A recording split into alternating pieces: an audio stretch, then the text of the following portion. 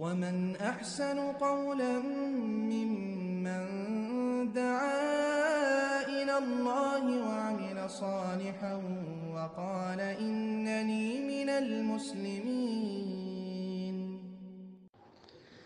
আসসালামু আলাইকুম ওয়া রাহমাতুল্লাহ। বিসমিল্লাহির রহমানির রহিম।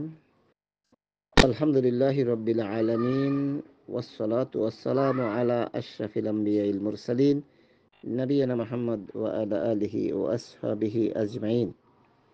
আম্মা বা'দ, আউযু বিল্লাহি মিনাশ শাইতানির রাজীম। ওয়া ক্বালা তাআলা ওয়া কুল জাআল হক ওয়া যাহাকাল বাতিল ইন্নাল বাতিলা কানা যাহুকা। প্রশংসাই সেই মহান মুনিবের দরবারে, যে মহান মুনিব দয়া করে আমাদেরকে পুরা বাংলাদেশের মানুষকে দল মত নির্বিশেষে হিন্দু, মুসলমান, বৌদ্ধ, খ্রিস্টান, ইহুদি, নাসরাত প্রত্যেকটা মজলুমকে 5ই আগস্ট আল্লাহ রাব্বুল আলামিন দয়া করে নির্যাতন, নিপীড়ন, হত্যা, গুম, খুন থেকে, জুলুম, অত্যাচার, নিপীড়ন থেকে আমাদেরকে মুক্তি দিয়েছেন। সে মহান মুনিবের দরবারে শুকর আদায় করছি, আলহামদুলিল্লাহ। সাথে সাথে মহান আল্লাহ রাব্বুল আলামিনের কাছে ওই ভাইদের প্রতি কৃতজ্ঞতা জানাচ্ছি এবং তাদের জন্য দোয়া করছি, যাদের আত্মত্যাগের বিনিময়ে, যারা ত্যাগ স্বীকার করে তাদের প্রাণকে উজাড় করে দিয়ে তারা এই পরিস্থিতিকে আল্লাহর মেহেরবানিতে প্রতিষ্ঠিত হয়েছে, যারা এই রাস্তায় এই কাজ করতে গিয়ে শাহাদাত বরণ করছেন, তাদেরকে আমরা আল্লাহর কাছে দোয়া করি, আল্লাহ তুমি তাদেরকে শাহাদাতের মর্যাদা দাও, তাদের ভুল তুমি ক্ষমা করে দিয়ে জান্নাতুল ফেরদাউস নসিব করো, আল্লাহুম্মা আমিন। যারা হসপিটালে আছে অসুস্থ, তাদেরকে শেফা দান করো, আর তাদের পরিবার পরিজনকে সবরে জামিল করার তৌফিক দান করো, আল্লাহুম্মা আমিন।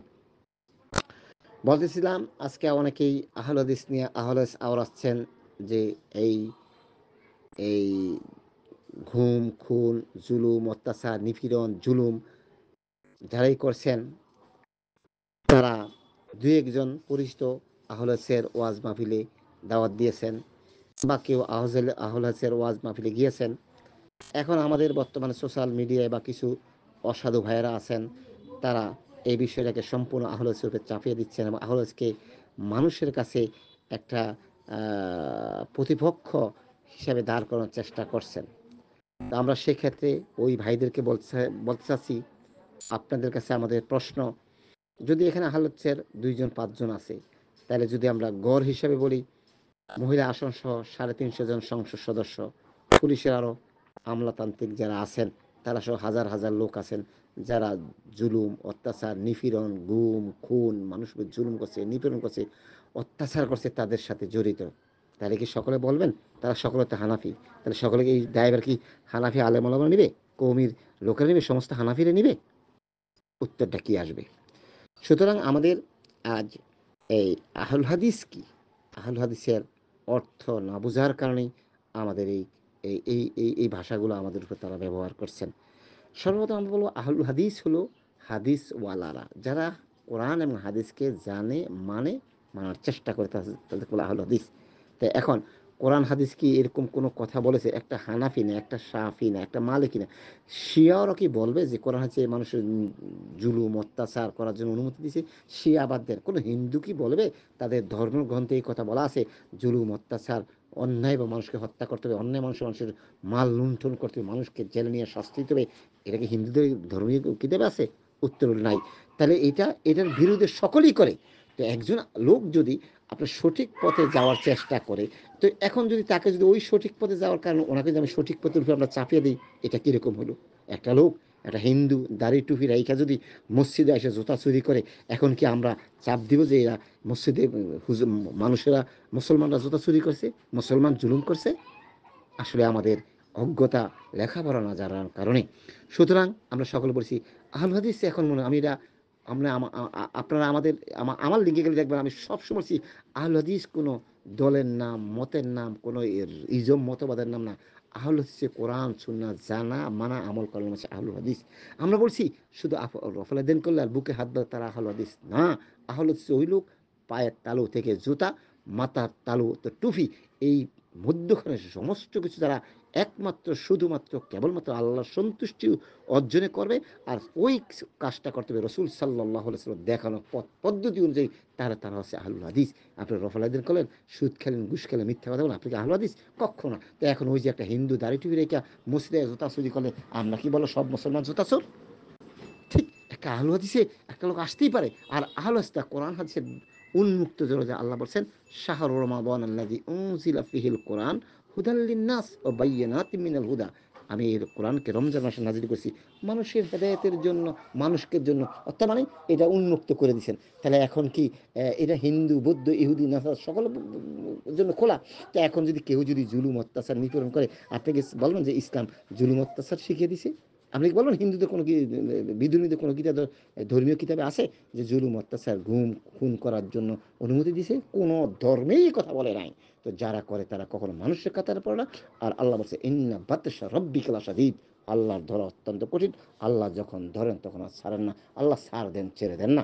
সুতরাং আমি সবিনয়ভাবে অনুরোধ করছি, যারা এইসব কথা বলে মানে সমাজে এবং মানুষের মধ্যে মিশ্র প্রতিক্রিয়া করার চেষ্টা করতেছেন, মানুষকে সহি মানহাজ থেকে দূরে রাখার চেষ্টা করতেছেন, আল্লাহর কাছে কিন্তু জবাবদিহি করতে হবে। আবার বলছি, বুকে হাত বাড়লে রফাজা কোন আহল হাদিস না। আহল হাদিসের বাচ্চা যদি প্রকৃত আহল হাদিস হয়ে থাকে, সে না খেয়ে থাকবে, প্রয়োজনে ভিক্ষা করবে, প্রয়োজনে ভ্যান গাড়ি ঠেলে খাবে, প্রয়োজনে রিক্সা চালাবে, তথাপি হারাম খাবে না, মানুষের জুলুম করবে না। আহল হাদিস কোরআন হাদিস বুঝে আর আল্লাহকে ভয় করে, রসুলকে মান্য করে, ফাত্তাকিল্লাহ ওয়াতিউন, কোনো আহল হাদিস করতে পারে না। এখন একটা লোক হিন্দু যদি দাড়ি টুপি রেখে মুসলমান মানে টুপি রেখে দাড়ি এবং টুপি রেখে যদি মসজিদে চুরি করে যেরকম সে মুসলমান হয়ে যায় না, আর একটা লোক রফল দান করলে বা আহল হাদিসের মাহফিলে আইসা স্টেজে বক্তব্য দিলে সে আহল হাদিস হয়ে যায় না। আর এই জন্য আহল হাদিসের লাইব্রেরি পুরো আহল হাদিস নেবে না, যেমনটি নিতে পারবে না কোনো হানাফি এটা নেবে না। সুতরাং সকলে অনুরোধ করছি, বিনীত অনুরোধ করছি, নিজে মুখলে মুখে জিব্বাকে সামলিয়ে কথা বলেন। আল্লাহ রাসূল সাল্লাল্লাহু আলাইহি ওয়াসাল্লামের সঙ্গী সাথীরা, তোমরা কি বলতে পারো পিছের থেকে ধাক্কা দিয়া জাহান্নামে নেয় কিসে? আল্লাহ রাসূল সাল্লাল্লাহু আলাইহি ওয়াসাল্লাম এই জিব্বাকে টান দিয়ে বলেন এই জিব্বা, আর এই গুপ্তাঙ্গের দিকে ইশারা করবেন এই গুপ্তাঙ্গ স্থান, ফামাল ফারাজ। সুতরাং সাবধান থাকুন, কথা বলার সময় হিসাব করে বলেন। এই প্রত্যেকটির কথা ইন্না সামা ওয়াল বাসারা ওয়াল ফুয়াদা কুল্লু উলাইকা কানা আনহু মাসউলা, প্রত্যেকটা কথার জবাব চক্ষু কর্ণ বিবেক আল্লাহর আদালতে জবাবদিহি করতে হবে। সুতরাং আবারও বলছি, যারা প্রকৃত আহলে হাদিস, প্রকৃত সালাফি, আর প্রত্যেকটা মুসলমানের সালাফি হওয়া উচিত, আর প্রত্যেকটা মুসলমান আহলে হাদিস হওয়া উচিত। আহলে হাদিস সালাফি না হলে তার কোনো ইবাদত কবুল হবে না। আপনি একটা হানাফিকে জিজ্ঞেস করেন, যত ছোট ছোট ছোট একটা হানাফিকে জিজ্ঞেস করেন, ভাই আপনি কোরআন মানেন? বলবে অবশ্যই কোরআন মানি। আপনি কি হাদিস মানেন? অবশ্যই হাদিস মানেন। যদি বলেন আপনি কোরআন হাদিস মানেন না, তখন আপনার মাইক শুরু করবে, বাট আমি মুসলমান বাচ্চা, আমি কোরআন মানব না, হাদিস মানব না। এই কোরআন হাদিস ওয়ালা আহালুল হাদিস, হাদিসওয়ালা বা কোরআনওয়ালা, হাদিস এবং কোরআনওয়ালাদেরকে বলে আহলুল হাদিস। তা আপনি তো আহলুল হাদিস, হয়তো আপনি প্রকাশ্য করেন না, আমরা প্রকাশ করি, হয়তো আপনি একটা মাধ্যম দিয়ে কোরআন হাদিস মানান। আর আহলুল হাদিস সরাসরি আল্লাহ প্রদত্ত রাসূল প্রদর্শিত বিধানকে সরাসরি মানে, এবং তাদের ইমাম একজন মুহাম্মদ সাল্লাল্লাহু আলাইহি ওয়াসাল্লাম এবং সাহাবী আজমিন। মুহাম্মদ সাল্লাল্লাহু আলাইহি ওয়াসাল্লাম এবং সাহাবী আজমিনের পদাঙ্ক অনুসরণে যাদের রোডম্যাপ থাকে, তাদেরকে আহলুল হাদিসরা সম্মান করে, ভালোবাসে বা তাদের অনুসরণ করে। আর যদি আর বিপরীত হয়, আহলুল হাদিসরা কাউকে কটু বাক্য বলে না, খারাপ মন্তব্য করে না, তাদের জন্য ইসলাহার দোয়া করে, হেদায়েতের দোয়া করে। সুতরাং এই প্রপাগান্ডা চালিয়েন না, আল্লাহর ওয়াস্তে। আল্লাহ পাক আমাদেরকে হেফাজত করুক।